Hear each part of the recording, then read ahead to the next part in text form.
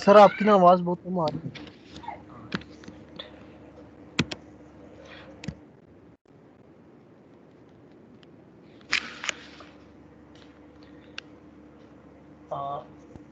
अब देखें कुछ बेहतर हुई।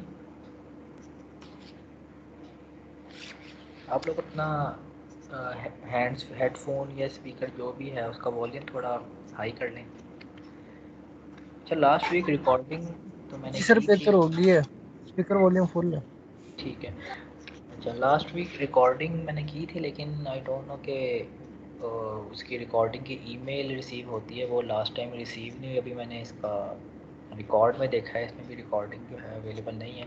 लेकिन अगर किसी का मिस हो भी गया तो वो कोई नहीं, आज का सेशन अटेंड कर लेते हैं तो वो कवर हो जाएगा लास्ट वीक वाला, लास्ट टाइम वाला भी। सेकंड आज हमने करना है सेकंड ऑर्डर कर लेते हैं, तो वो फर्स्ट ऑर्डर जो है वो इसी में कवर हो जाएगा अगर किसी का जाएगी।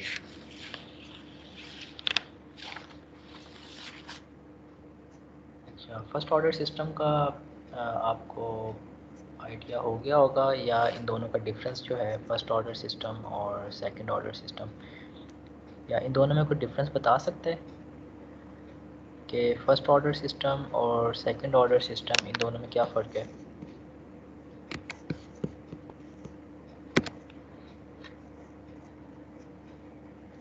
या हम किस तरह आइडेंटिफाई कर सकते हैं कि कोई सिस्टम है वो फर्स्ट ऑर्डर है या सेकंड ऑर्डर है?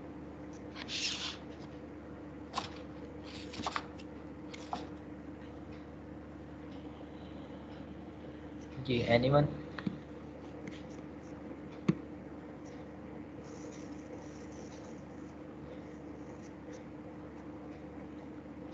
ये रोल नंबर 272 बैठे हुए हैं।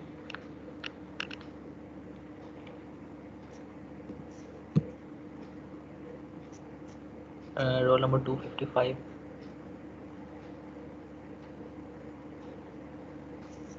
Roll number 260। Yes sir. अच्छा, ये इसका आपको डिफरेंस थोड़ा पता है, फर्स्ट ऑर्डर सिस्टम और सेकंड ऑर्डर सिस्टम, इन दोनों की आइडेंटिफिकेशन, या किस तरह हम आइडेंटिफाई करेंगे कि कौन सा सिस्टम जो है वो फर्स्ट ऑर्डर है और कौन सा सिस्टम जो है वो सेकंड ऑर्डर है? ना सर, फर्स्ट ऑर्डर तो वो होता है ना जिसकी डिफरेंशियल इक्वेशन फर्स्ट ऑर्डर ही बनती है, ठीक है। और सेकंड ऑर्डर में डिफरेंशियल इक्वेशन हमारी मतलब जिसमें फर्स्ट ऑर्डर से ज़्यादा डेरिवेटिव ना हो तो वो फर्स्ट ऑर्डर होती है, जो जिसकी इक्वेशन में सेकंड ऑर्डर से ज़्यादा ना हो सेकंड ऑर्डर होती है। ठीक है। हाँ, सही है। एक इसकी पहचान तो ये है कि जब आप किसी भी सिस्टम की डिफरेंशियल इक्वेशन बनाते हैं, तो अगर वो डिफरेंशियल इक्वेशन जो है फर्स्ट ऑर्डर की बनती है, या उसमें जो मैक्सिमम जो डिग्री है वो सेकंड फर्स्ट है, तो वो आपका फर्स्ट ऑर्डर सिस्टम होगा। और अगर आप डिफरेंशियल इक्वेशन बना रहे हैं और वो डिफरेंशियल इक्वेशन सेकंड ऑर्डर की बनती है, या उस इक्वेशन का जो ऑर्डर है या मैक्सिमम जो पावर है वो सेकंड ऑर्डर है, तो वो आपका सेकंड ऑर्डर सिस्टम बन जाता है।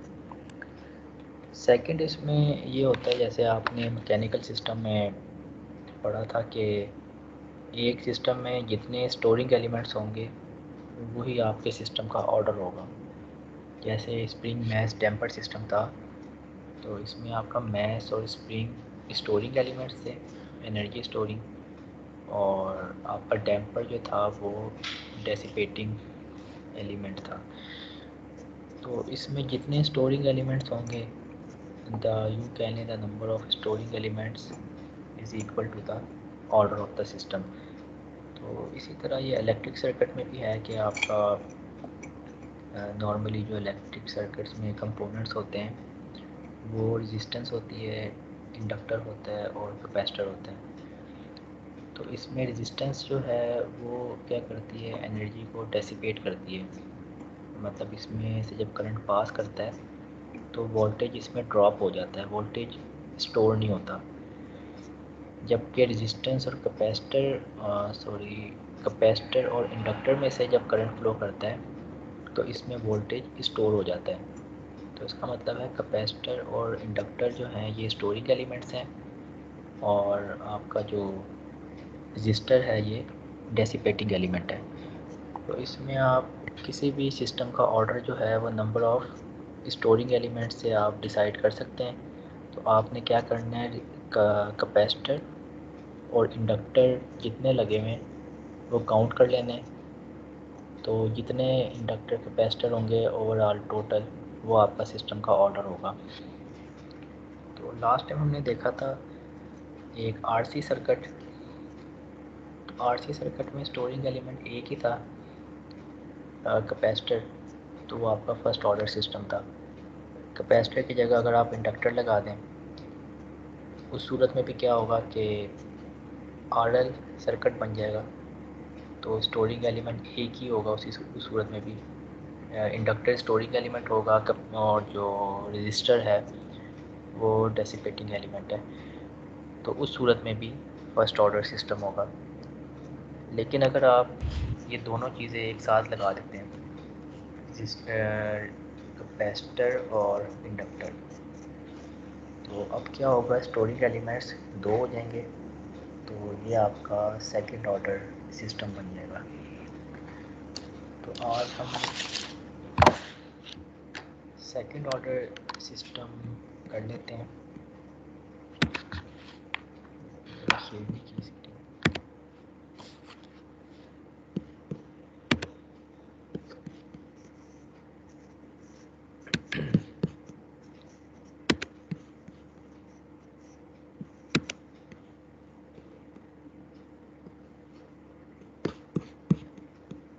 अच्छा, ये ब्लैंक स्क्रीन मैंने की है शेयर।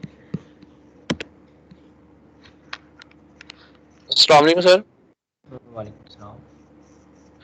सर आज क्विज होगा कि नहीं लैब का? अच्छा, क्विज का इस तरह है, आपका नेक्स्ट लेक्चर जो है वो लास्ट होगा नेक्स्ट वीक। जी सर। हाँ, तो ऐसा है कि आज 10 बजे जो है ना आपका डेमो क्विज़ होगा। उसमें आप लोगों ने करना क्या है कि अपना चेक कर लेना सारा कि आपका सिस्टम जो है लैपटॉप या मोबाइल से जहाँ से भी आपने देना है वो सही तरीके से वर्क कर रहा है या नहीं कर रहा, उसे अच्छे तरीके से इंटीग्रेट कर लेना है। जी अगर आप सर। वो डेमो क्विज़ जो है प्रॉपरली आपको शो भी हो रहा है और सबमिट भी हो रहा है, तो इसका मतलब है जो ओरिजिनल क्विज़ होगा वो भी आपसे हो जाएगा। मतलब उसमें कोई सिस्टम का कोई एरर नहीं आएगा। तो वो प्रैक्टिस के तौर पे ना आज 10 बजे आप लोगों ने एक डेमो क्विज़ देना है, जी 5 सर। मिनट का होगा। तो उसमें सर वो आपने होगा किस पे? ये जूम पर या इस माइक्रोसॉफ्ट, पे? नहीं, माइक्रोसॉफ्ट टीम पे ही होगा। जी सर। जहाँ ये पोस्ट आपको आती है ना, जी सर। नोटिफिकेशन आते हैं, पोस्ट आती हैं, पोस्ट में जो है वो विजिबल होगा क्विज़। मतलब उसका टाइम होगा, जो टाइम उसको असाइन किया जाएगा उस टाइम पे वो शो होगा, और ड्यू टाइम के बाद वो हाइड हो जाएगा, ख़त्म हो जाएगा वो। ठीक है तो सर। ये आपने प्रैक्टिस के तौर पे लेना है, इसके मार्क्स वगैरह कोई नहीं होंगे, लेकिन ये है कि आपने ये चेक कर लेना है कि आपके पास वो शो हो रहा है और सबमिट हो रहा है। ये चीज़ें आपने कंफर्म करनी है वो ड्यूरिंग ठीक है सर। लेक्चर ही, मतलब इसको हम चेक करेंगे कि ये ठीक तरीके से हो रहा है या कोई मसला आ रहा है। सही है। ओरिजिनल आपका जो है वो नेक्स्ट वीक होगा।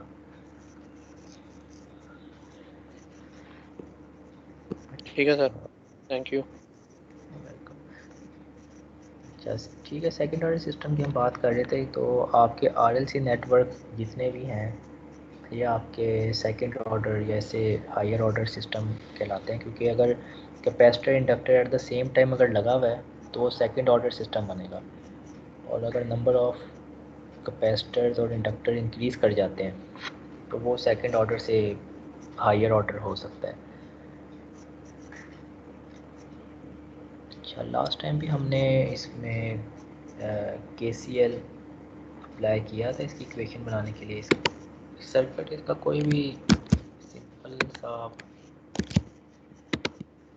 अज्यूम कर लें कि कोई आरएलसी सर्किट है, इसमें रजिस्टर भी लगा हुआ है, इंडक्टर भी लगा हुआ है और कैपेसिटर भी लगा हुआ है।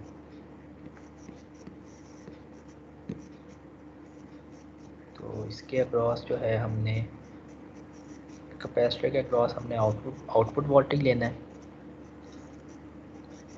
और इसका हमने क्या कहते हैं ट्रांसफ़र फंक्शन जो है वो हमने जनरेट करना है। ट्रांसफ़र फंक्शन अगर आपके पास नोटबुक है तो 2-3 स्टेप में हो जाएगा, ये आप इसको करके देखें, मैं भी साथ साथ कर रहा हूँ।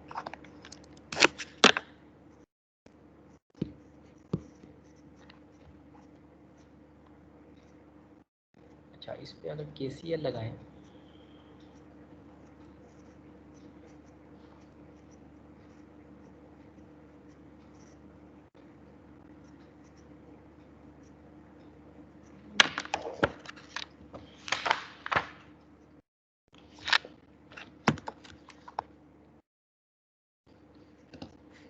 अच्छा, इसमें ये आपको जो RLC नेटवर्क है या सर्किट है, इस पर KCL लगाएं। अज्यूम कर लें कि करंट जो है I फ्लो कर रहा है, तो यहाँ जो ये आपका है इनपुट वोल्टेज, ये आपका वोल्टेज राइज है। वोल्टेज किरचॉफ करंट लॉ क्या होता है, किरचॉफ वोल्टेज लॉ क्या होता है, the voltage drop is equal to voltage rise. तो इसमें ये आपकी इक्वेशन बनेगी input voltage EI is equal to voltage drop across R which is IR plus voltage drop across inductor. तो वोल्टेज ड्रॉप अक्रॉस इंडक्टर जो है वो क्या होगा, LdI/dt, differential of current with respect to time. इसके बाद आपके पास ये R इक्विवेलेंट, इसके अक्रॉस करंट ड्रॉप होगा IR इक्विवेलेंट, और फिर कैपेसिटर के अक्रॉस जो आपका वोल्टेज ड्रॉप है वो 1/C इंटीग्रल ऑफ करंट। ठीक है, ये इक्वेशन बन गई है। अब इसमें हमने इसका लैप्लास ट्रांसफॉर्म लेना है या इसको S डोमेन में कन्वर्ट करना है। सर इसमें हम R भी लेंगे और R इक्विवेलेंट भी लेंगे? जी, इन दोनों को ऐड कर लें, दोनों को ऐड करके I कॉमन ले लें।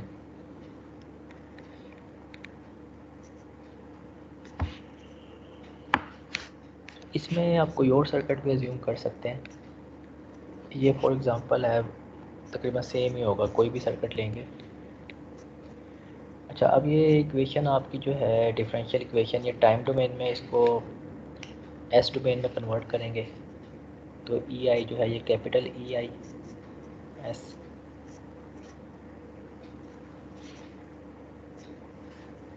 इज इक्वल टू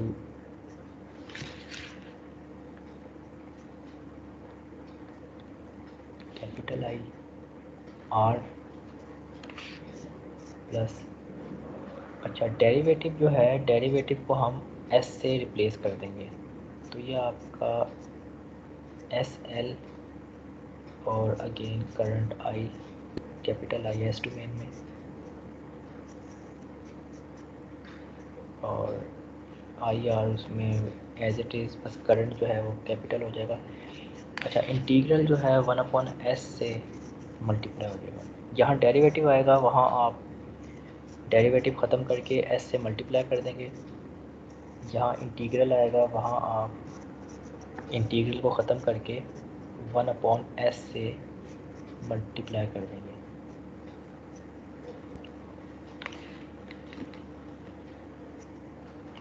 अच्छा, ये आपको इक्वेशन बन गई है।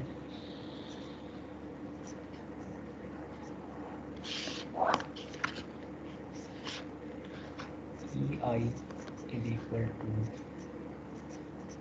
R plus SL plus R equivalent plus 1/SC, इसमें से हमने होल IS या करंट को कॉमन ले लिया। अच्छा, ट्रांसफ़र फंक्शन जो होता है वो आपका the ratio of Laplace transform of output to input. अब इसमें आउटपुट जो है आपके पास ई नॉट है, आउटपुट वोल्टेज जो है, इनपुट जो है वो ई आई है। तो इसमें ट्रांसफ़र फंक्शन क्या बनेगा, ई नॉट डिवाइडेड बाय ई आई, इन दोनों का मतलब ट्रांसफ़र फंक्शन। अब ई नॉट ई आई तो आपके पास आ गया। अब आपने ई नॉट निकालना है। ई नॉट को अगर देखें तो वो ई नॉट कैपेसिटर के अक्रॉस है। तो ई नॉट सेपरेटली अगर कैलकुलेट करें तो क्या होगा, E naught is equal to capacitor के अक्रॉस वोल्टेज क्या होगा, 1/c integral of current.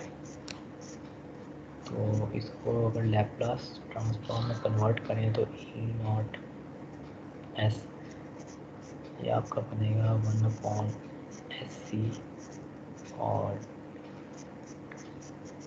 I of S. अब यहाँ से अगर हम करंट की वैल्यू निकाल लें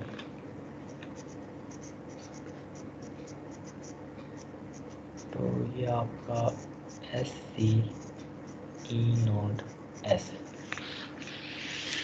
पहले आपने केवीएल अप्लाई किया है, ठीक है, इस लूप के अक्रॉस। इसमें आपने आई कॉमन ले लिया, फिर आपने सिर्फ कैपेसिटर के अक्रॉस वोल्टेज निकाला है और यहाँ से करंट की वैल्यू निकाल लिया लैप्लास ट्रांसफॉर्म लेके। अब करंट की वैल्यू को फर्स्ट इक्वेशन में पुट करना है, या मैं एक दो स्टेप में यहाँ जो फाइनल है वो लिख देता हूँ। जो आपकी फर्स्ट इक्वेशन आई है वो आपकी जिस तरह आई है,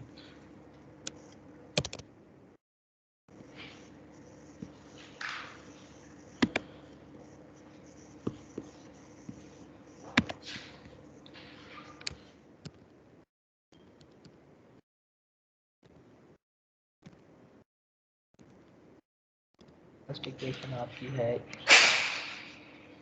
आई और इसका हम एस डोमेन ले चुके हैं और यहाँ करंट को कॉमन लिया और इन बिटवीन आपके पास आर है, आर इक्विवेलेंट है और जो इंडक्टर के साथ जो डेरिवेटिव था उसको हमने ख़त्म करके एस किया था, तो ये एस एल बचा था। करंट इन सब के साथ है वो हमने कॉमन लेना है और जो कैपेसिटर था, कैपेसिटर के साथ इंटीग्रल था उसको हमने ख़त्म करके 1/s से मल्टीप्लाई किया था, तो ये 1/s ही डिनोमिनेटर में आ जाएगा। और यहाँ आपके पास इन सब के साथ करंट आ रहा था वो हमने कॉमन ले लिया। एक इक्वेशन आपकी ये बनी थी, ठीक है। आप लोगों ने जो किया यही इक्वेशन आई है,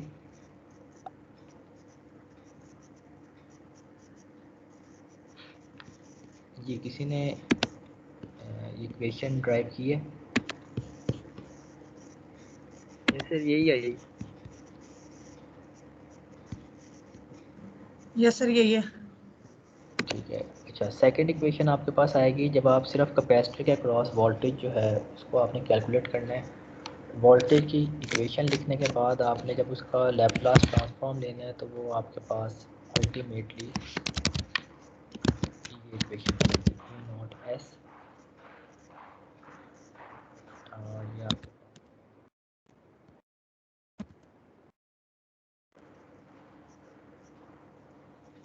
पास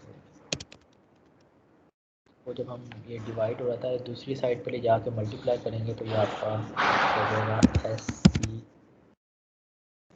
और ये पहले ठीक है, ये पहले इसकी करंट की इक्वेशन लिख लेते हैं।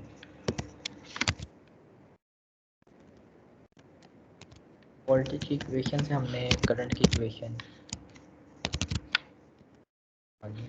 अब इसमें जब हम करंट की इक्वेशन निकालेंगे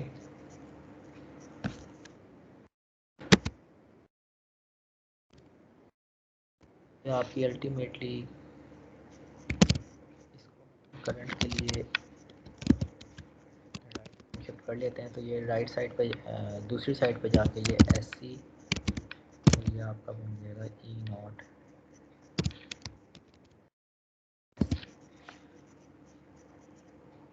ठीक है, अब ये आपकी जो करंट की वैल्यू है IS, ये आपने इक्वेशन 1 जो इसके ऊपर इक्वेशन है, अबव इक्वेशन, इसमें पुट कर देनी है। तो पुट करने के बाद इसको आप सॉल्व करेंगे।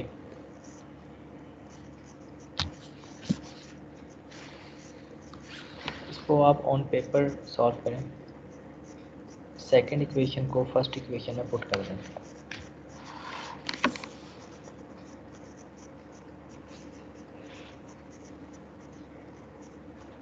मैं भी ये कर रहा हूँ, ये आप लोग भी इसे पुट करके इसमें आप रेशो निकालें, ratio of Laplace transform of output to input.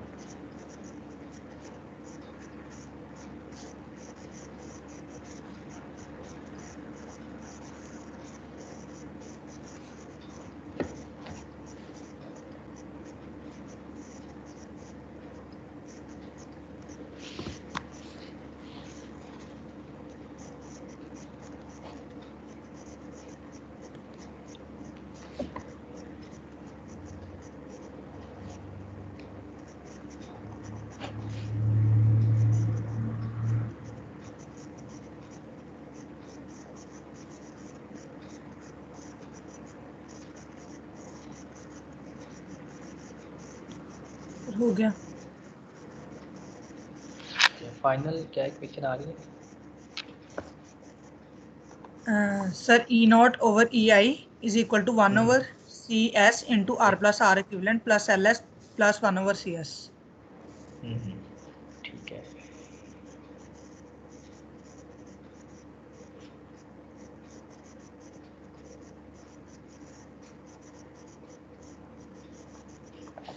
इसमें फर्दर जो है हमने करना ये है कि जब भी आपकी कोई ट्रांसफ़र फंक्शन की इक्वेशन आती है तो डिनोमिनेटर में जो फर्स्ट एलिमेंट होता है उसके साथ जो भी कोफिशिएंट होता है उसको हम 1 कर देते हैं। कोफिशिएंट को ख़त्म करना होता है, तो कोफिशिएंट जो भी है उससे हम क्या करते हैं, न्यूमरेटर और डिनोमिनेटर को अलग अलग डिवाइड कर देते हैं। एक मिनट, मेरी इक्वेशन ज़रा कंप्लीट में कर लो। सर वो भी इक्वेशन आ गई है, मैंने ना अलहदा कर दिया सेपरेट ना डिनोमिनेटर। सही, फाइनल इक्वेशन क्या आई है आपकी?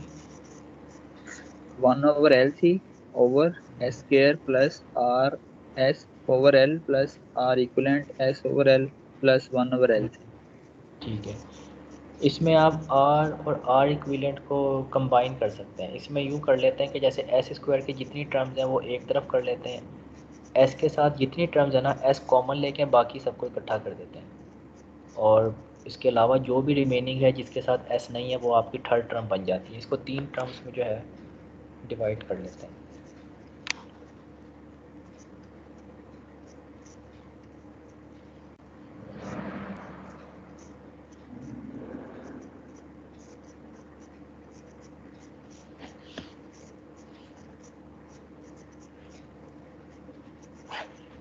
अच्छा, ये इसकी इक्वेशन आपकी आई थी ना S स्क्वायर LC, तो ये LC से हमने डिवाइड किया तो ये 1/LC ऊपर आ गया और S स्क्वायर के साथ 1 हो गया।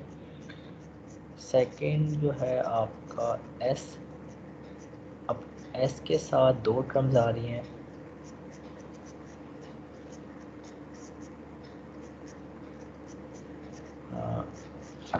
RC और R इक्विवेलेंट C। अब हमने जब LC से डिवाइड किया है तो C कैंसिल आउट हो जाएगा, तो ये R plus R equivalent divided by L, ये होल जो है ये मल्टीप्लाई होगा S के साथ, और थर्ड टर्म आपकी बनेगी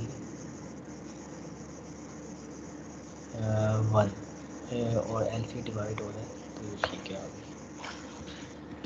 तो फाइनल आपकी जो है ट्रांसफर फंक्शन, ये मैं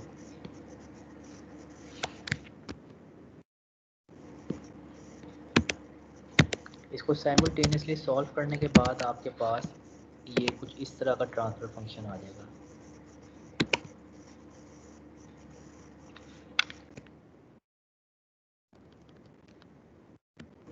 ठीक है, इसको आप लेफ़्ट राइट कोई सॉल्व करके पहले आपने साइमल्टेनियसली सॉल्व करना है, फिर एस स्क्वायर के साथ जो भी टर्म है उससे आपने न्यूमरेटर डिनोमिनेटर को डिवाइड कर लेना, तो आपके पास ये फॉर्म बन जाएगी, ये आपके पास ट्रांसफ़र फंक्शन आ जाएगा।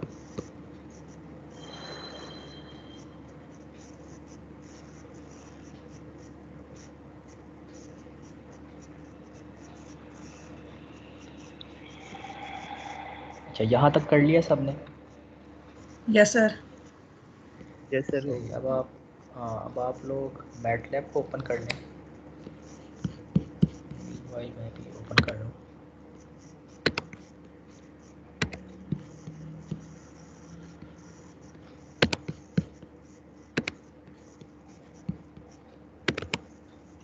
मैटलैब को ओपन करें। लास्ट टाइम जो हमने किया था सेम वही चीज़ करनी है हमने।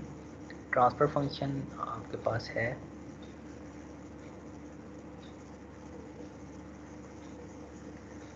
अब इसमें हमने एक जो है इसकी वैल्यूज़ जो है कुछ ना कुछ एज्यूम कर लें। रेजिस्टेंस जो है उसकी आप कोई भी रैंडम वैल्यू ले लें, 2.2 किलो ओम कर लें। मतलब कोशिश कीजिएगा कोई रियलिस्टिक वैल्यूज़ हो कि जो प्रैक्टिकली आप परफॉर्म करते हैं, जैसे 1 किलो ओम, 2.2 किलो ओम, जो भी रजिस्टर की वैल्यूज़ आपको याद हो, कोई भी वैल्यू इसमें ले सकते हैं। कैपेसिटर की वैल्यू जो है वो माइक्रोफैरड में ले लें, कोई भी 100 माइक्रोफैरड एज्यूम कर लें। ये आप लोग अपनी डिफरेंट वैल्यूज़ कर सकते हैं, इसमें कोई भी वैल्यू आप कर लें। आर इक्विवेलेंट जो है उसको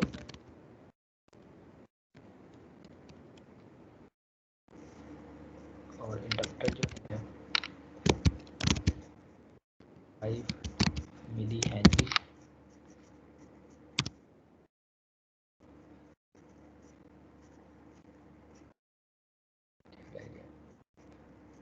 इनपुट वोल्टेज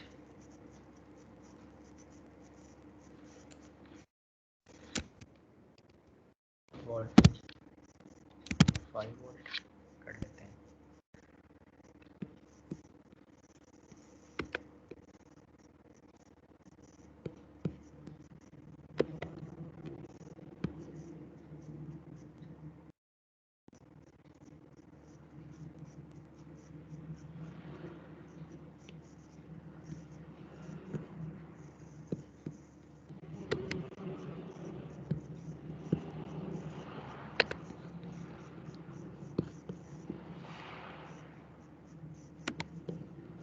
अच्छा, ये मैटलैब की स्क्रीन मैं शेयर कर देता हूँ।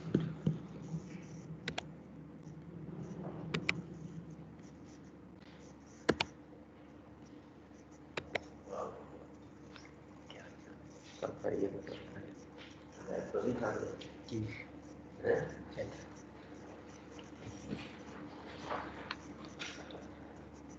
अच्छा, मैटलैब की स्क्रीन नज़र आ गई आप लोगों को? जी सर।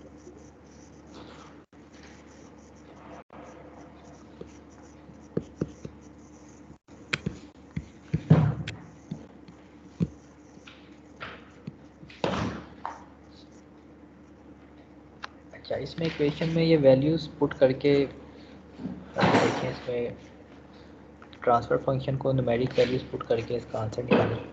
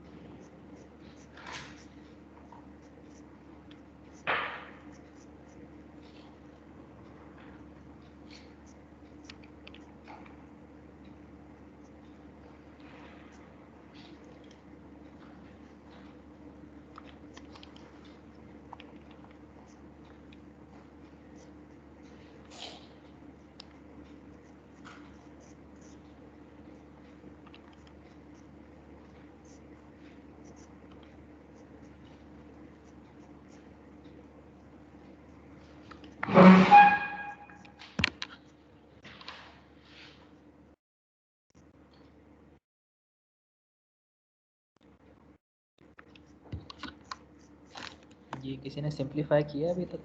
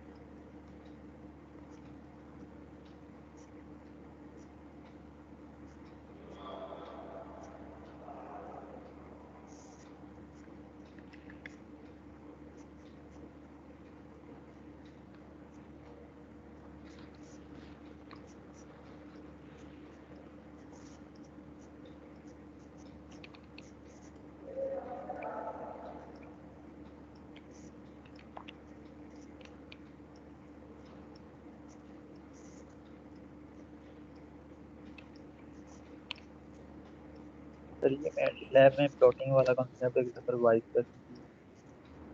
कौन सा? तो ये प्लॉटिंग वाला ना। ओके।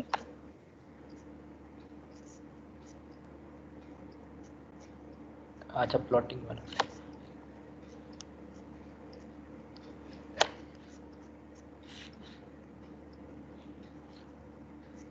अच्छा, एक मिनट, ये इसको सिंप्लीफाई इक्वेशन को कर लेते हैं पहले।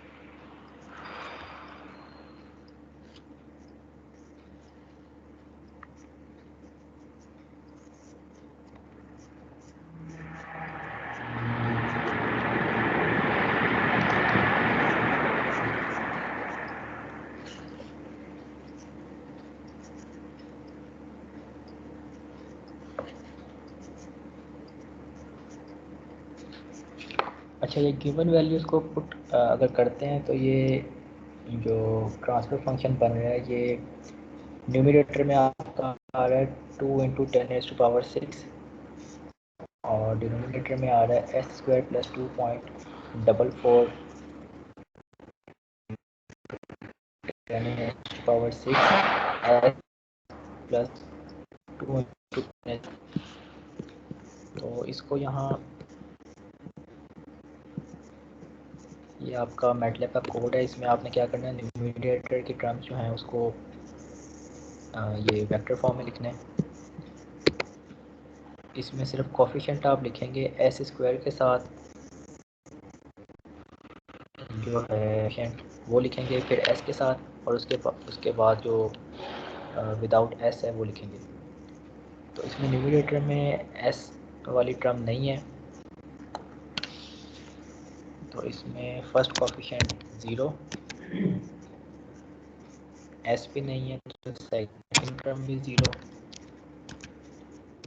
आउट s है ये 2 × 10⁻⁶। तो हम इस तरह लिख लेंगे।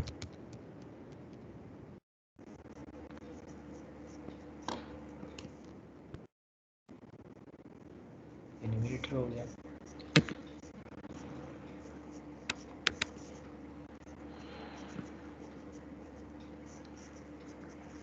अच्छा, डिनोमिनेटर में एस स्क्वायर के साथ 1 है और एस के साथ 2.44 इंटू 10⁻⁶, तो ये आपका हो जाएगा 244।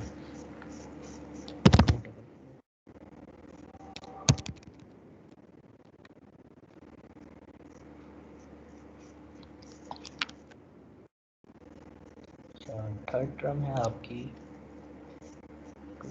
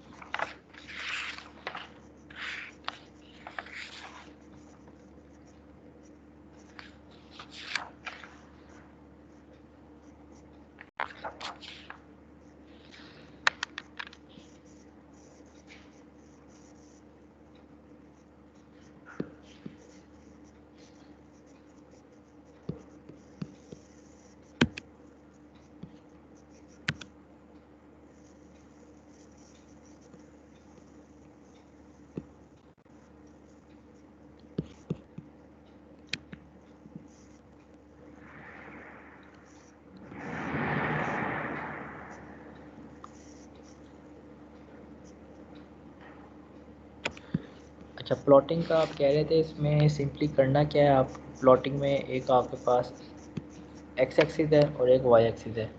पहले आपने न्यूमरेटर को डिफ़ाइन करना है, फिर डिनोमिनेटर को डिफ़ाइन करना है, उसके बाद आपने ट्रांसफ़र फंक्शन की कमांड यूज़ करनी है, ठीक है। उसके बाद आपने एक्स एक्सिस पे जो रेंज है वो डिफ़ाइन करनी है। अब इसमें हमने रेंज डिफ़ाइन की है 0 से लेके 50 सेकंड तक।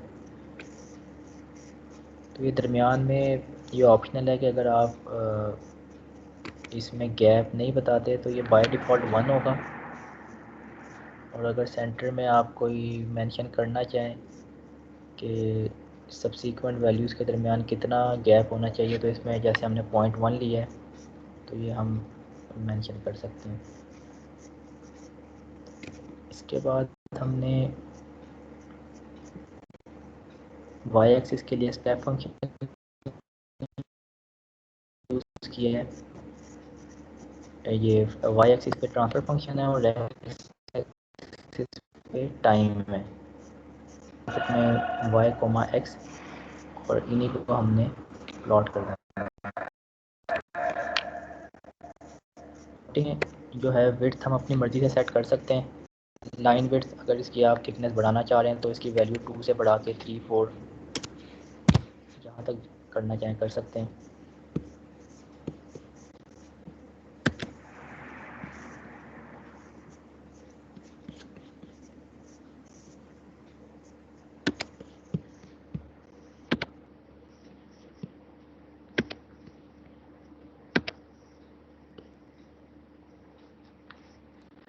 अच्छा, ये इस तरह का ट्रांसफ़र फंक्शन आपके पास आएगा, इसको चेक कर लें ज़रा।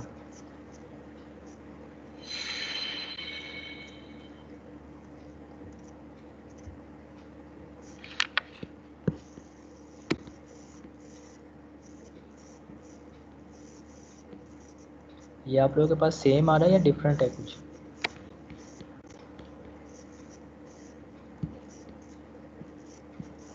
ये सर सेम आ रहा है। अच्छा, अब इसको करना ये आपने मैटलैब में प्लॉट किया है।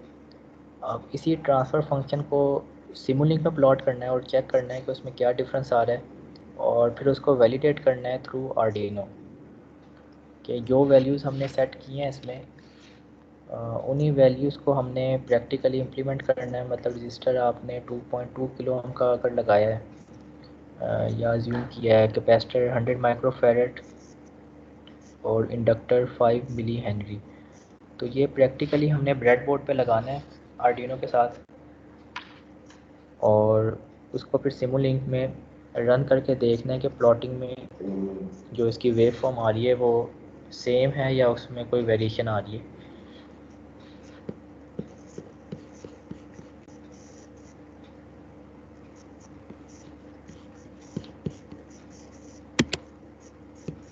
अच्छा, इसी को सिमुलिंक में करके देख लेते हैं।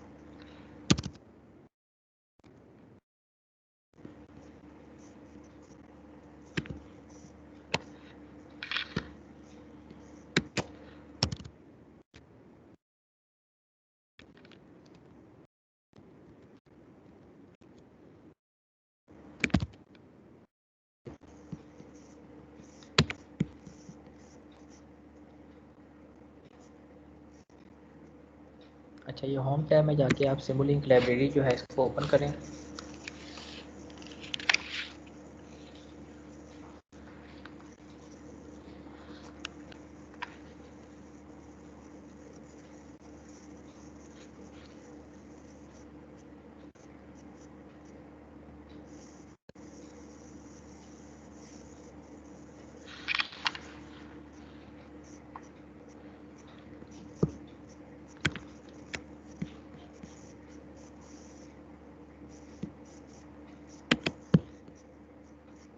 तो यहाँ से जो कंपोनेंट्स हमें चाहिए, पहले आप सोर्सेज में से जाके स्टेप इनपुट का ब्लॉक जो है वो इंपोर्ट करें। यहाँ से न्यू मॉडल,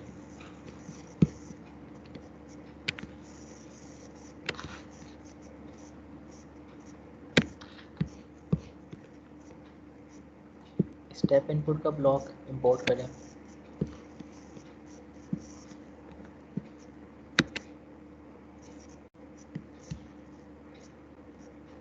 और इसमें ट्रांसफ़र फंक्शन का ब्लॉक जो है वो आपको कंटिन्यूस में जाके मिलेगा। सिमुलिंक लाइब्रेरी, उसके बाद फिर कैटेगरी जो है कंटिन्यूस, इसमें से ट्रांसफ़र फंक्शन का ब्लॉक इंपोर्ट कर लें।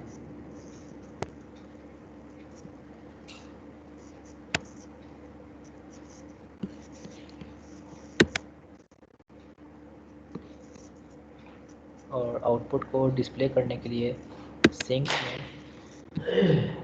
स्कोप के नाम से एक ब्लॉक है, ऑसिलोस्कोप,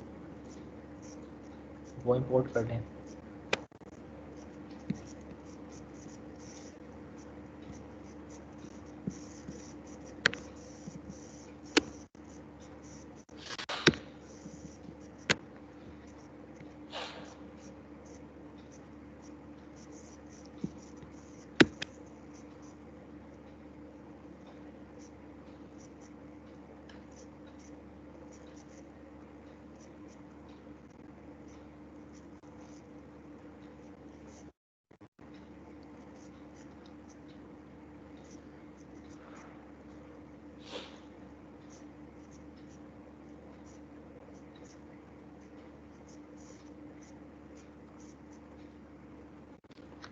अच्छा, इसमें स्टेप इनपुट जो है उसमें स्टेप टाइम 0 कर लें और इसकी फाइनल वैल्यू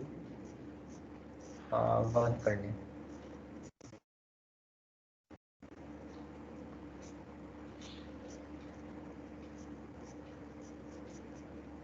और इसको सैंपल टाइम 2 कर लें, इसको 2 सेकंड के लिए चेक करेंगे।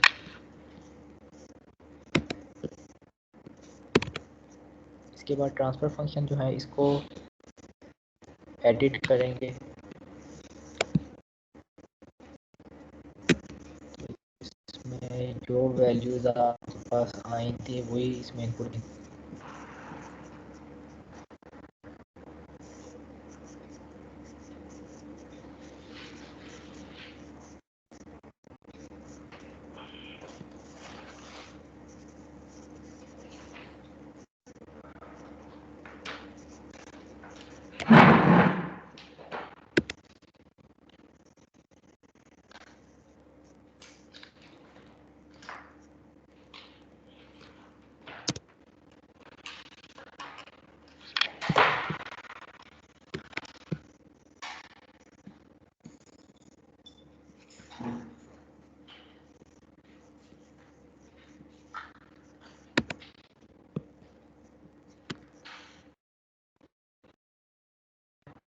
वैल्यूज हैं 0 0 और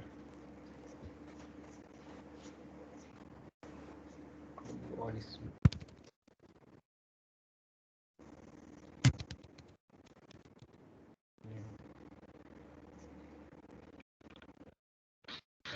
डिनोमिनेटर में है कि 1 सेकंड है 244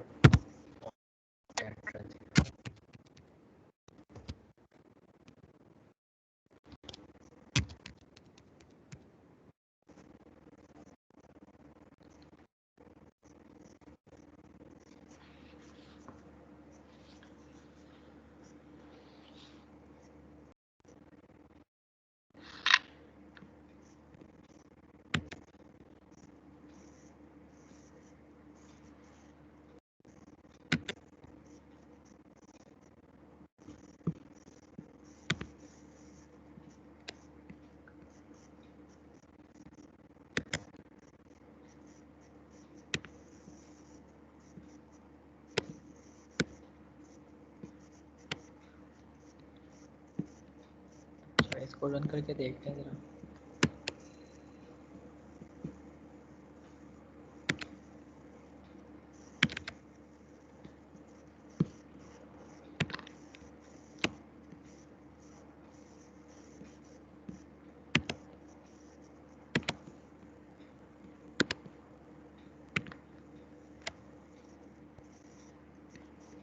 इसमें हमने टाइम जो है वो 2 सेकंड रखा था, तो ये सिर्फ 2 सेकंड के लिए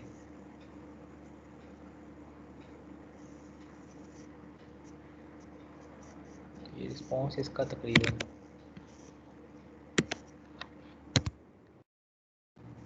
0 कर दें।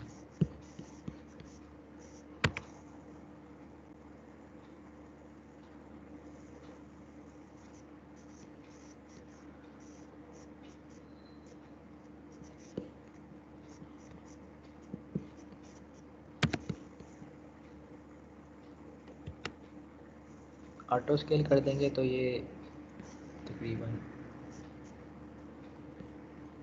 उसी तरीके से हो जाएगा जैसे आपका मैटलैब में आ रहा था।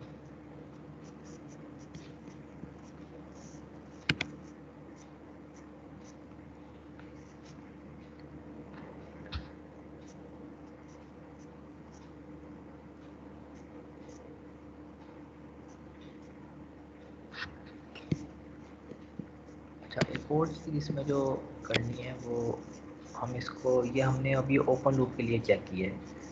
अभी ये सिस्टम आपका ओपन लूप है, इसमें हमने कोई फीडबैक पाथ जो है या आउटपुट से कोई चीज़ भी इनपुट पे वापस नहीं आ रही। तो इसमें हम ऑसिलोस्कोप को ड्यूल एक्सिस कर लेते हैं।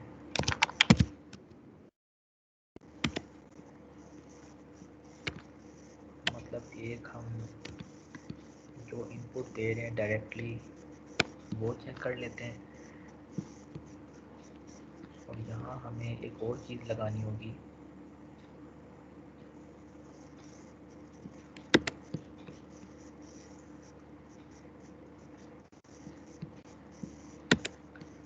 एक समर लगाना होगा, वो देखते हैं कॉमनली यूज्ड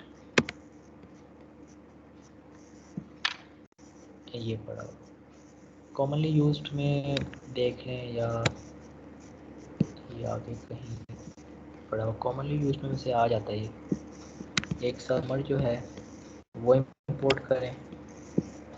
समर आपका उस सूरत में यूज़ होता है अगर आपने कोई फीडबैक पाथ जो है वो जनरेट करना है, आउटपुट से कोई चीज़ आप इनपुट में वापस लाना चाह रहे हैं, तो उसमें क्या होगा कि दरमियान में समर लगाएंगे, तो जो फीडबैक है आउटपुट से वो समर में जाएगी और वो यहाँ से माइनस हो जाती है।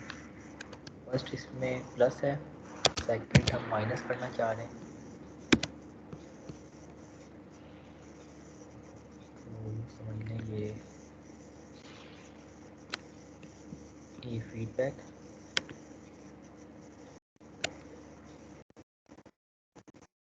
और ये इनपुट।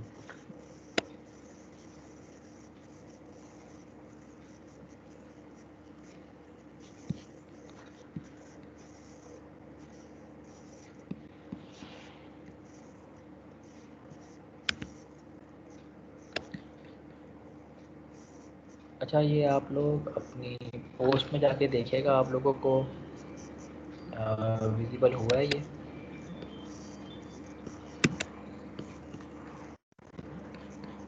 क्या कहते हैं, क्विज जो है।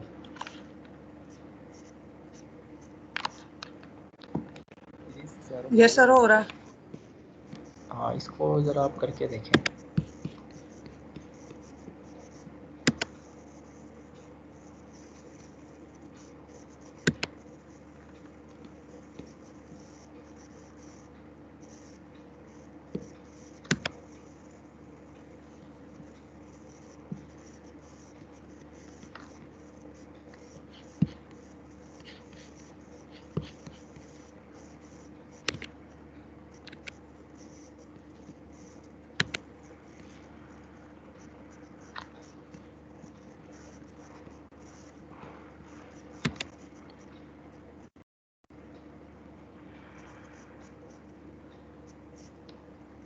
क्विज आप लोगों को ये रहे क्लिक करने पे शो हो रहा है प्रॉपरली आप लोगों को? यस सर हो यस रहा सर है। शो हो रहा है और सारा सबमिट भी हो गया। सबमिट होने के बाद आपको कोई रिस्पांस कंफर्मेशन आई है कि आपका सबमिट हो गया? Yes sir view result view आया रिजल्ट्स आपका। आया था। तो सब पॉइंट्स वगैरह भी आ रहे हैं कोई?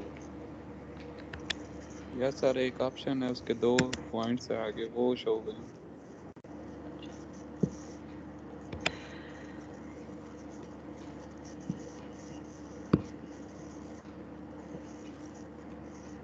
ये इस तरह आपके पास शो हुआ होगा, इसमें आपने मतलब नाम दे दिया और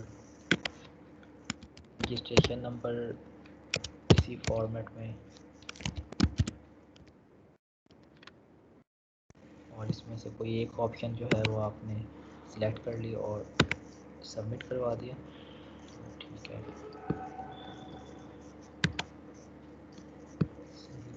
ठीक है। ये मतलब आप लोगों, अगर ये आपका शो हो गया, सबमिट हो गया, तो उसका मतलब है नेक्स्ट वीक इंशाल्लाह हम करेंगे ओरिजिनल क्विज, तो वो भी आप लोगों से हो जाना चाहिए।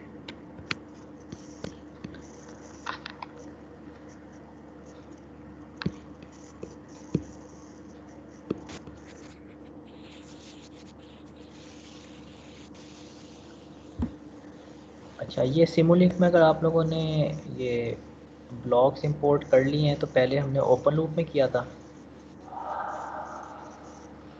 और फिर अब इसे हम क्लोज लूप में देखना चाह रहे हैं, इसमें क्या फ़र्क पड़ता है। क्लोज लूप में क्या होगा कि आउटपुट से हम कनेक्शन जो है दोबारा वापस इनपुट में दे लेंगे समर लगा के। तो अब इसमें देखते हैं।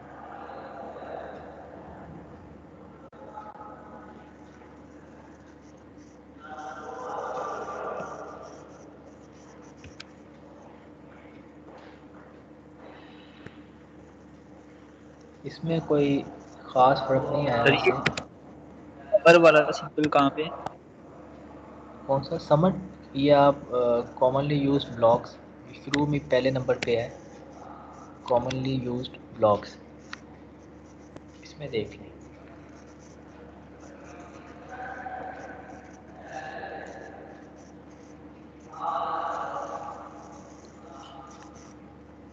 फीडबैक नॉर्मली आपका यूज़ होता है कि अगर आपने एरर को रिमूव करना है तो उसमें क्या होता है कि आप एक सेट पॉइंट दे लेते हैं और सेट पॉइंट से आउटपुट जितना डेविएट होती है तो हम फीडबैक के थ्रू उसको उसका एरर जो है मिनिमम करके मिनिमाइज़ करके उसको close to the desired values को ले आते हैं। तो ओपन लूप सिस्टम जो है वो कंट्रोलेबल नहीं होते, मतलब वो उसका जो भी रिजल्ट डेविएट हो हम कंट्रोल कर सकते। फीडबैक के थ्रू हम आउटपुट को कंट्रोल कर सकते हैं। तो ये ओपन लूप और क्लोज लूप दोनों में इसका जो है रिस्पॉन्स हमने चेक करना है। तो इसमें आप लोगों ने देखना है दोनों सूरतों में प्लॉटिंग जो है ये आपने लैब मैनुअल पे लगानी है कि ओपन लूप में किस तरह की वेव फॉर्म आ रही है और क्लोज लूप में किस तरह की वेव फॉर्म आ रही है।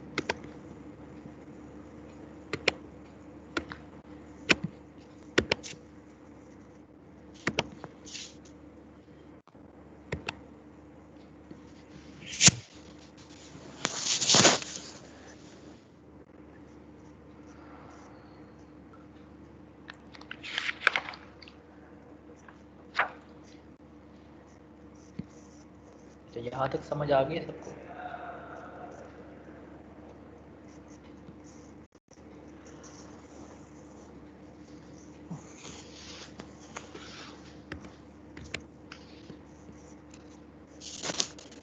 यहाँ तक कोई पॉइंट किसको क्लियर नहीं है तो पूछ लें।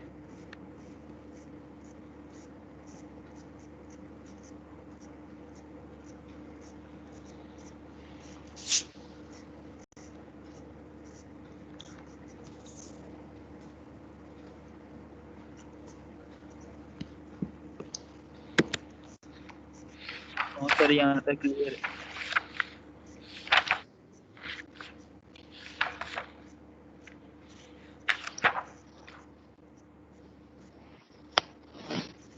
कोई question है?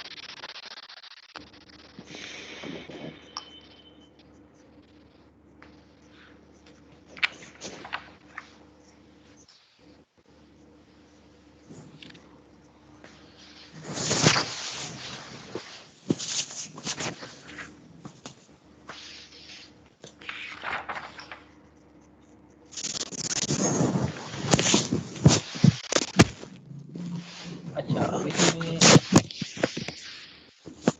नेक्स्ट टास्क इसमें आप लोगों का ये है कि आप लोगों ने इसको वैलिडेट करना है हार्डवेयर पे आर्डिनो के थ्रू। तो उसमें सिंपली आप लोगों ने करना ये कि रेजिस्टेंस की जो वैल्यू आपने अज्यूम करके सिमुलेशन की है एग्जैक्टली वही वैल्यूज़ के रजिस्टर कैपेसिटर इंडक्टर जो हैं आपने ब्रेडबोर्ड पर लगाने। सर्किट जो है ये मतलब एक सिंपल सर्किट ही है, सीरीज RLC सर्किट। तो इसमें हमने लास्ट टाइम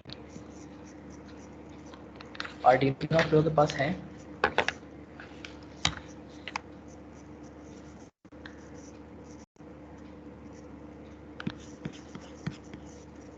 सर कुछ के पास के है, पास हैं ज्यादातर सर, लोगों के पास। कुछ के पास नहीं है।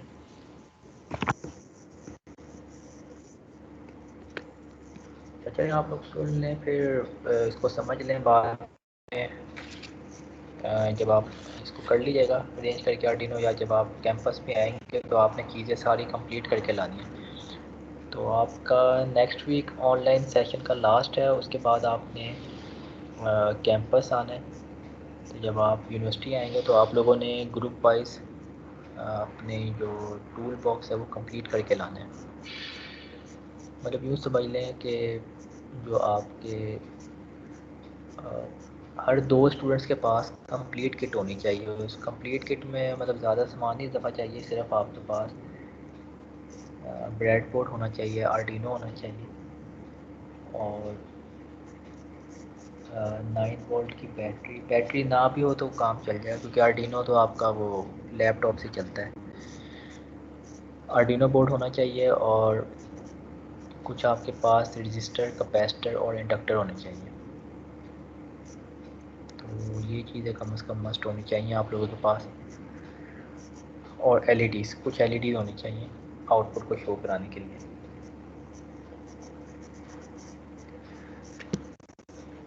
अच्छा, इसमें आर्डिनो में इम्प्लीमेंट करने के लिए, या आप जिनके पास नहीं है वो चलें वैसे ही देख लें बस, या आपने यहाँ Simulink support package for Arduino यहाँ क्लिक करना है, इधर से कॉमन में जाना है। अब हमने करना क्या है, इस सर्किट को जब हमने आर्डिनो में बनाना है तो उसमें हमें ये हम स्टेप इनपुट यहाँ से ले रहे हैं। स्टेप इनपुट को हमने सेंड करना है आर्डिनो की डिजिटल पिन पे। उसके लिए हमें चाहिए होगी डिजिटल इनपुट,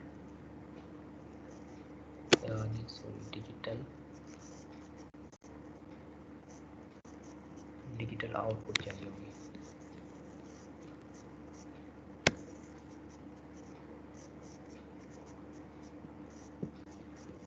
ठीक है, क्योंकि हमने स्टेप इनपुट जो है वो हम ये डिजिटल पिन से कनेक्ट करेंगे, तो ये जो डिजिटल पिन है इस पे हमें वोल्टेज मिलेंगे जो भी हम इनपुट देंगे।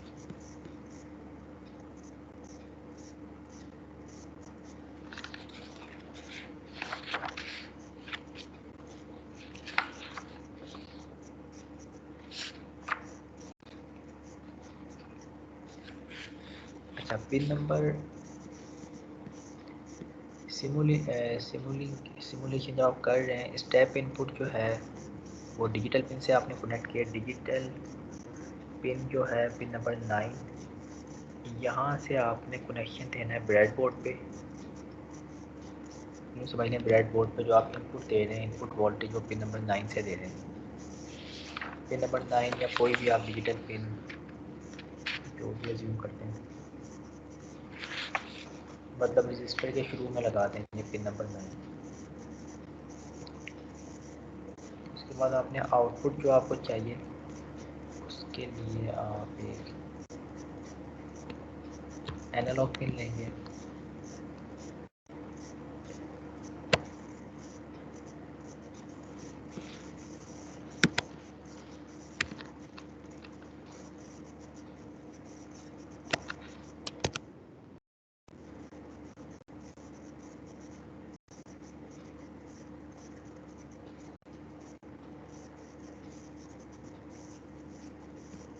अच्छा, कनेक्शन कुछ इस तरह बनेंगे कि ये आपने स्टेप इनपुट जो है वो डिजिटल पिन से कनेक्ट कर दिया। ठीक है, डिजिटल पिन से आपने जंपर जो है वो ब्रेडबोर्ड पे लगा देना है।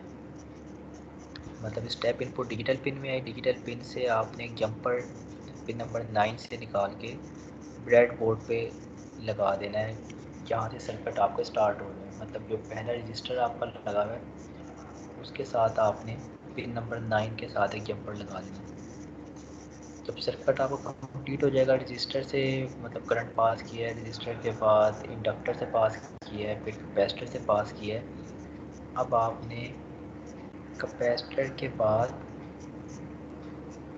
कैपेसिटर का दूसरा एंड जो है वो आपने ग्राउंड कर देना है। पाथ को कंप्लीट करने के लिए सर्किट का दूसरा एंड जो है या तो वो जंपर लगा के डायरेक्टली आर्डिनो के ग्राउंड के साथ कनेक्ट कर दें, या ब्रेडबोर्ड पे अगर आपने कोई ग्राउंड की लेयर बनाई है तो वहाँ कनेक्ट कर दें, और उस लेयर को आप आर्डिनो पे जो ग्राउंड की पिन है उसके साथ कनेक्ट कर देंगे। अच्छा, अब ये एनालॉग इनपुट जो है ये आपने कहाँ लगा दिया, जहाँ आपने वोल्टेज मेजर करना है, आउटपुट वोल्टेज। आउटपुट वोल्टेज आप मेजर कर रहे हैं कैपेसिटर के क्रॉस, तो कैपेसिटर के एक एंड पे आप एनालॉग इनपुट वाली पिन लगा देंगे। ठीक है, और कैपेसिटर का दूसरा एंड जो है वो ग्राउंड हुआ है, तो यहाँ एनालॉग पिन पे आपको वोल्टेज मिल जाएगा। जो भी आउटपुट वोल्टेज होगा वो आप एनालॉग पिन पे मेजर कर सकते हैं। मल्टीमीटर से बेशक मेजर कर लें, या अगर वेवफॉर्म देखनी है तो ऑसिलोस्कोप से देख सकते हैं। तो यहाँ सिमुलेशन में अगर देखना है तो ये एनालॉग आउटपुट जो आपको मिल रही है वो आप ऑसिलोस्कोप से लगा दें। ठीक है, तो इस तरह आपका ये सर्किट कंप्लीट हो जाएगा।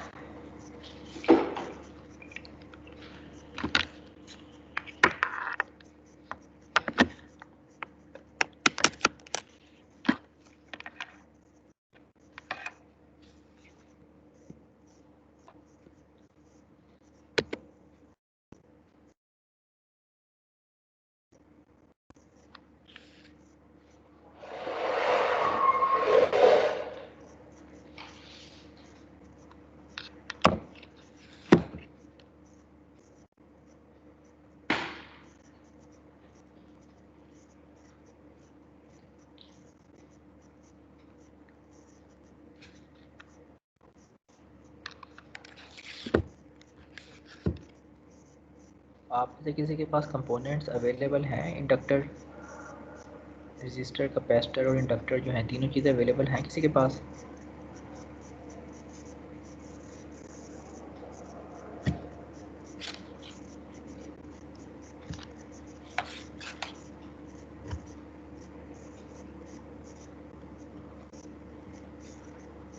सर आप हमें लास्ट टाइम की तरह वो एक स्कीमेटिक शो कर देना, तो हम उसके मुताबिक कंपोनेंट लेके ना बना देंगे।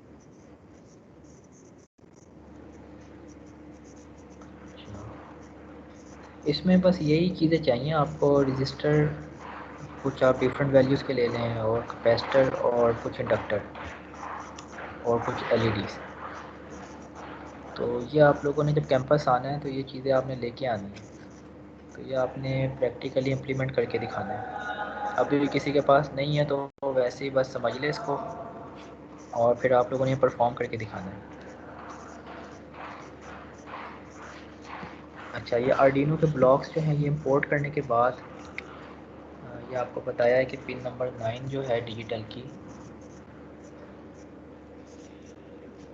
पिन नंबर 9 को हमने कनेक्ट किया है, जहाँ से आपका जो सर्किट है वो स्टार्ट होगा।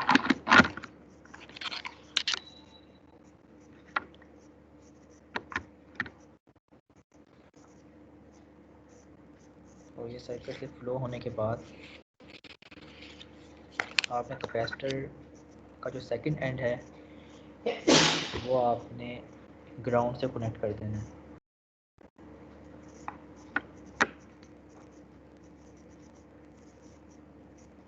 ठीक है, बात कंप्लीट हो गई। अब आपने वोल्टेज जो मेजर करना है वो आपने एनालॉग पिन पे करना है। तो कैपेसिटर का जो फर्स्ट एंड है, दूसरा एंड ग्राउंड हुआ है, तो वो आपने एनालॉग पिन जो भी यहाँ आपने साइन की है पिन नंबर 4, एनालॉग की पिन नंबर 4 पे A4 पे लगा देना। ठीक है, कैपेसिटर का अपर एंड जो है वो आपने एनालॉग पिन जो है पिन नंबर 4 उस पे लगा देना। आर्डिनो पे रन करने के लिए क्या होगा, आपने टूल्स में जाना है, टूल्स मेन्यू में जाके रन ऑन टारगेट हार्डवेयर, और फिर यहाँ से कर देना है प्रिपेयर टू रन।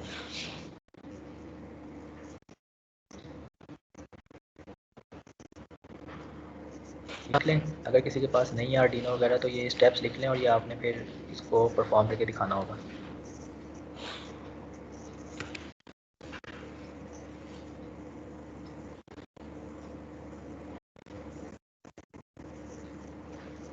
ठीक है, अब ये इस तरह विंडो एक ओपन हो जाएगी पॉपअप। अब जो भी आपने आर्डिनो लगाया, आर्डिनो मेगा है या कोई और आर्डिनो की टाइप है, तो ये आपने बोर्ड जो है सिलेक्ट करना है। तो मेरे पास ये मेगा लगा हुआ है, आर्डिनो मेगा 2560, तो ये बोर्ड सिलेक्ट कर लेना है।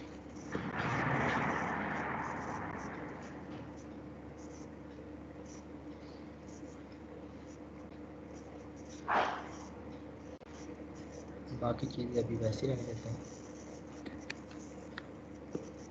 तो इसको रन करके देखते हैं।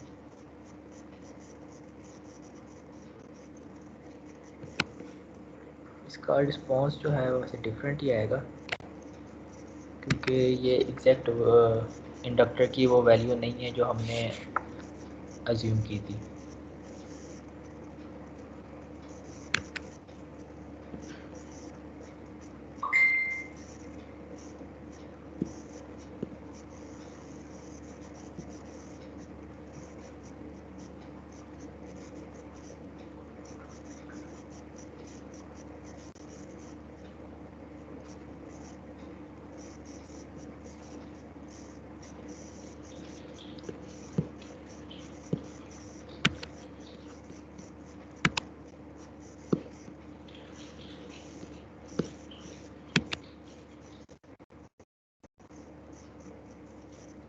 अच्छा, इसमें एक एलिमेंट मिसिंग है क्योंकि ये रिस्पांस जो है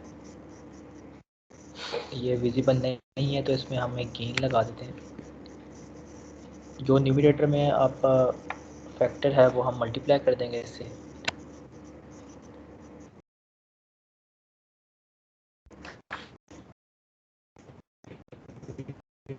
में आ रहा है 2 × 10⁻6।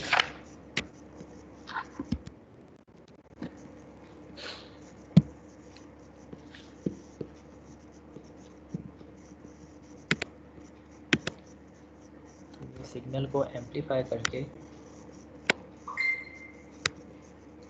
ये आप इसको ऑसिलोस्कोप में इसका रिस्पांस चेक कर लेंगे।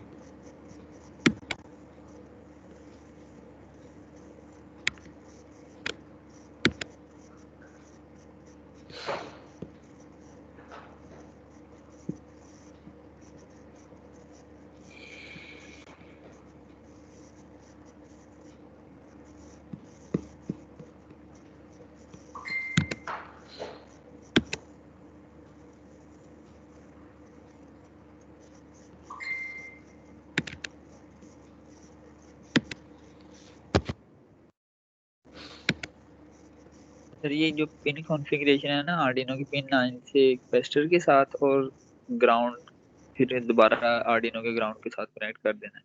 सर एक दफ़ा ये ना सारा कंप्लीट रिपीट कर दें पिन कॉन्फ़िगरेशन। हाँ, इसमें जो है आपने स्टेप इनपुट जो है वो पिन नंबर 9 से यहाँ सिमुलेशन में कनेक्ट कर दिया।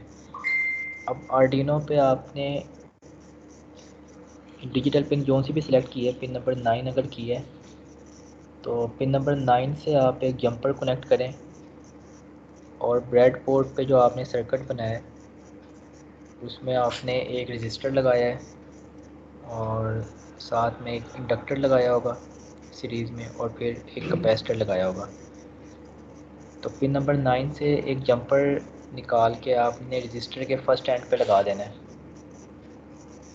और रजिस्टर का सेकंड एंड जो है वो इंडक्टर से कनेक्टेड है और इंडक्टर का सेकंड एंड जो है वो कैपेसिटर से कनेक्टेड है, और कैपेसिटर का जो सेकंड एंड है वो आपका ग्राउंड हुआ है। तो कैपेसिटर के सेकंड एंड से आप एक जंपर कनेक्ट करें और आर्डिनो पे जो ग्राउंड के पिन हैं उसमें कहीं भी कनेक्ट कर दें। आर्डिनो पे कम से कम ये 2 पिन होंगी ग्राउंड की, उसमें से कहीं भी लगा दें। तो ये सर्किट आपका कंप्लीट हो जाएगा।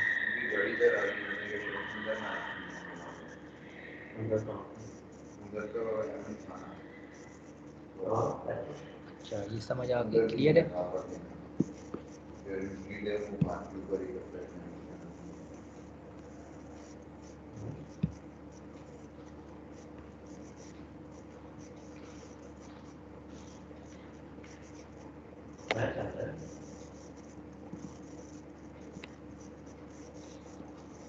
अच्छा, आउटपुट जो है वो हम इसकी एनालॉग पिन पे ले रहे हैं। तो हमने आउटपुट चेक करने के लिए क्या करना है कि आपका जो कैपेसिटर का फर्स्ट एंड है यहाँ से एक जंपर एनालॉग पिन पे लगा देना है। एनालॉग पिन हमने पिन नंबर 4 सेलेक्ट की है। तो पिन नंबर 4 से आप एक जंपर निकालें, एनालॉग पिन मतलब A4 से कैपेसिटर के फर्स्ट एंड पे लगा दें। दूसरा एंड जो है वो ग्राउंड पहले से हुआ हुआ है, तो उसको दोबारा ग्राउंड करने की ज़रूरत नहीं है।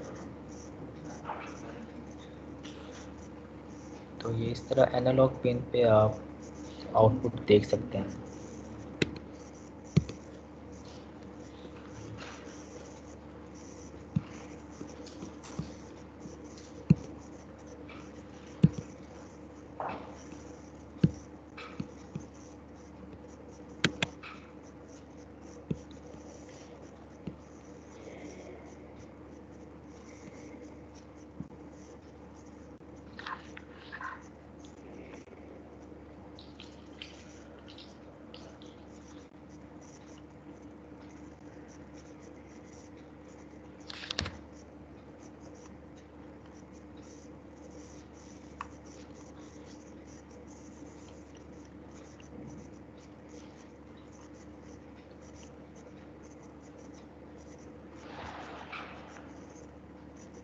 अच्छा, आर्डिनो जिन्होंने कनेक्ट किया है उनके पास कोई एरर तो नहीं आ रहा?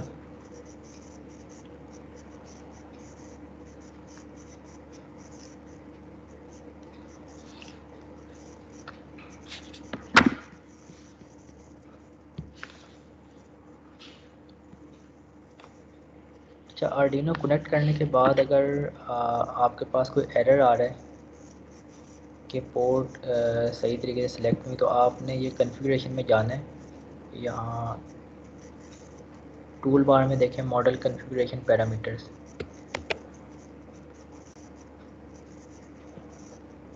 फिर मॉडल कॉन्फ़िगरेशन पैरामीटर्स पे क्लिक करें और यहाँ से कॉम पोर्ट जो है फिर यहाँ मैनुअली सिलेक्ट कर लेंगे। मैनुअली सिलेक्ट करने के लिए आप ये डिवाइस मैनेजर में जाएं।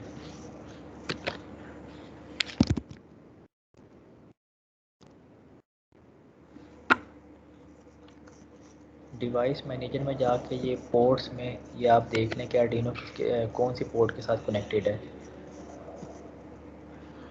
तो ये इधर आ रहा है कि कॉम 4। तो अगर ऑटोमेटिकली वो पिक नहीं कर रहा तो आप यहाँ डिवाइस मैनेजर में जाके इसकी कॉम पोर्ट जो है वो आप देख लें कौन सी पोर्ट है। अब ये कॉम 4 है तो इसका मतलब है मैनुअली भी हम यहाँ पोर्ट नंबर 4 लिख सकते हैं। तो ये दोनों तरीक़ों से कर सकते हैं।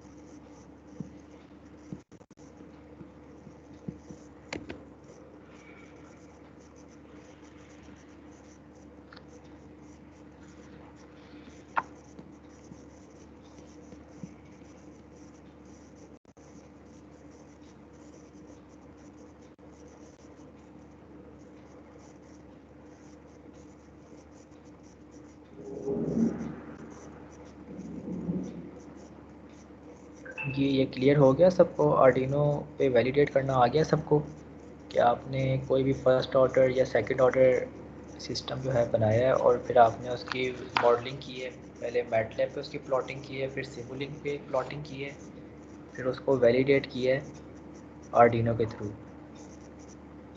ठीक है, आर्डिनो पे इस तरह वैलिडेट किया है कि आपने जो वैल्यूज़ अज्यूम की थी वही वैल्यूज़ आपने ब्रेडबोर्ड पे यूज़ की हैं और आपने आर्डिनो से इनपुट प्रोवाइड की है और आर्डिनो पे आपने आउटपुट जो है चेक की है। तो वो प्लॉटिंग मोर लेस तकरीबन कुछ ना कुछ मिलती जुलती आएगी। तो ये इस तरह आप इसको वैलिडेट कर सकते हैं।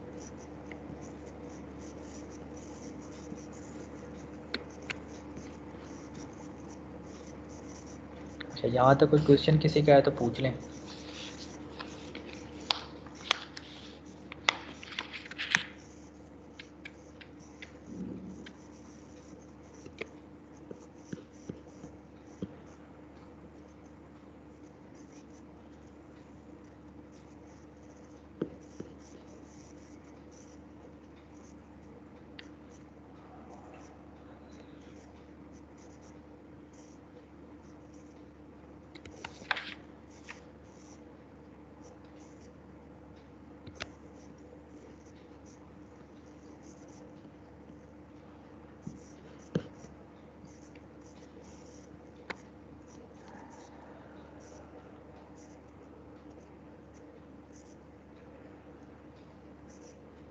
चलें ठीक है, फिर आज का सेशन यहीं तक रखते हैं। नेक्स्ट वीक आप लोगों का क्विज़ होगा और उसका टाइम है 10 AM।